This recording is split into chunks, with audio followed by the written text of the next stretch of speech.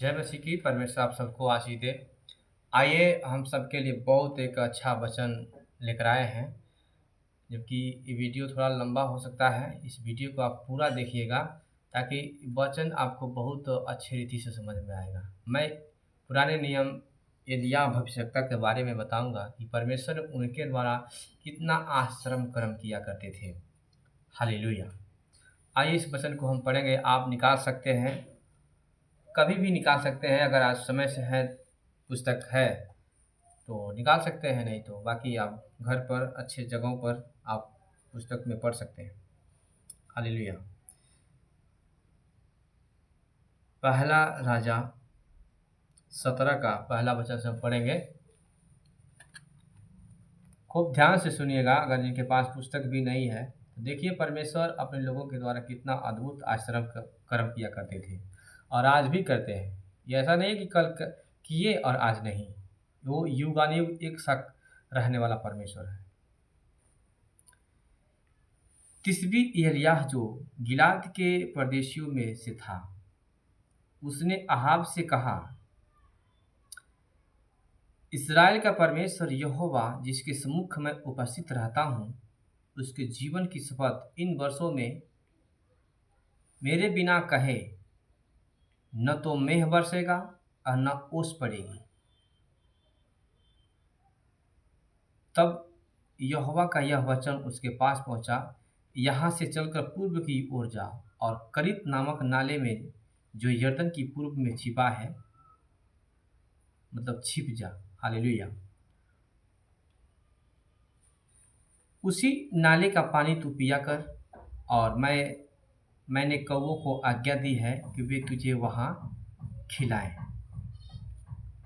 समझिए, यहोवा का यह वचन मानकर यरदन की पूर्व में करीत नामक नाले में जाकर छिपा रहा, और सवेरे और सांझ को कौवे उसके पास रोटी और मांस लाया करते थे,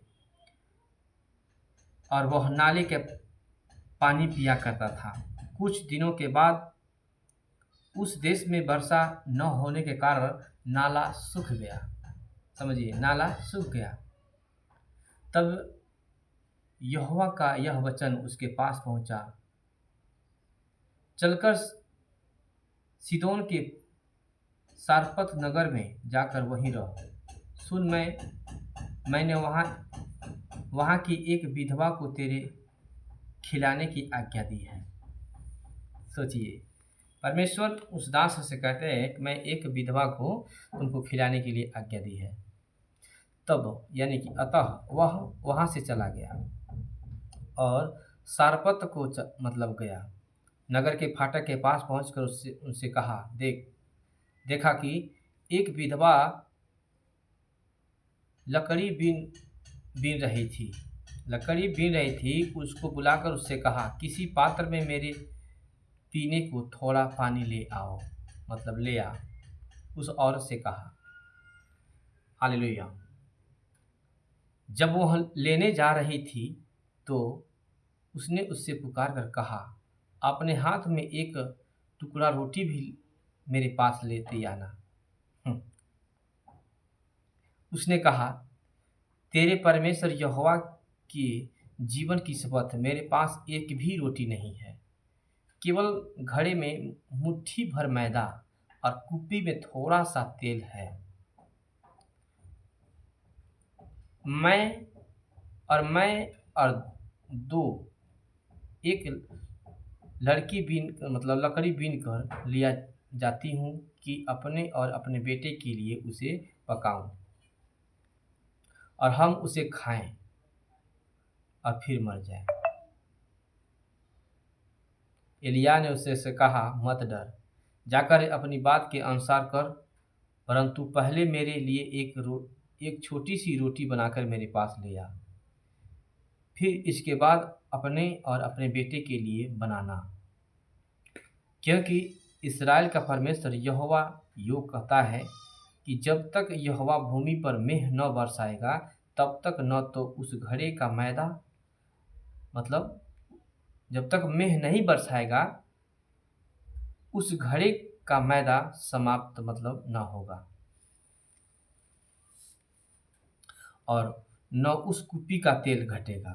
तब वह चली गई और यह एलिय्याह के वचन के अनुसार किया। तब वह और स्त्री और उसका घराना बहुत दिन तक खाते रहे, यहोवा के उस वचन के अनुसार जो उसके एलिय्याह के द्वारा कहा गया था। न तो उसे घड़े का मैदा समाप्त हुआ और न उस कुप्पी का तेल घटा। हालेलुया। इन बातों के बाद उस स्त्री का बेटा जो घर में मतलब घर की थी स्वामिनी थी रोगी हुआ और उसका रोग यहाँ तक बढ़ा कि उसका सांस लेना बंद हो गया। तब वह एलिय्याह से कहने लगी, परमेश्वर के जन, मेरा तुझसे क्या काम? क्या तू इसलिए मेरे यहाँ आया है कि मेरे बेटे की मृत्यु का कारण हो और मेरे पाप का स्मरण दिलाए? उसने उससे कहा, अपना बेटा मुझे दे। तब वह उसे अपनी गोद में लेकर उस अटारी पर ले गया जहाँ वह स्वयं रहता था और अपनी खाट पर लिटा दिया।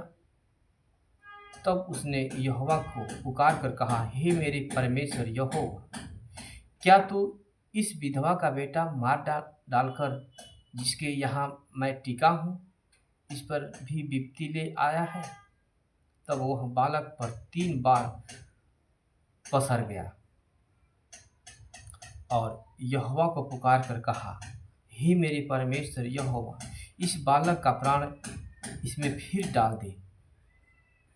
एलिय्याह की यह बात यहोवा ने सुन ली और बालक का प्राण उसमें फिर आ गया और वह जी उठा।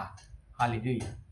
तब एलिय्याह बालक को अटारी पर से नीचे घर में ले आया और एलिय्याह ने यह कहकर उसकी माता के हाथ में सौंप दिया, देख, तेरा बेटा जीवित है।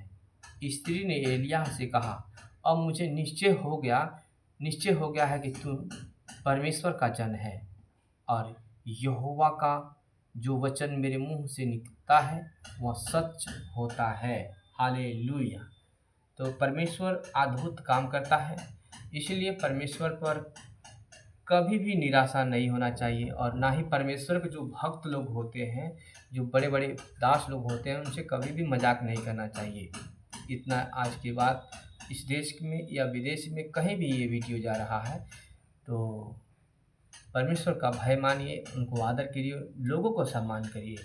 सम्मान करेंगे तो सम्मान मिलेगा। परमेश्वर आप सबको आशीष दे। God bless you. आमीन।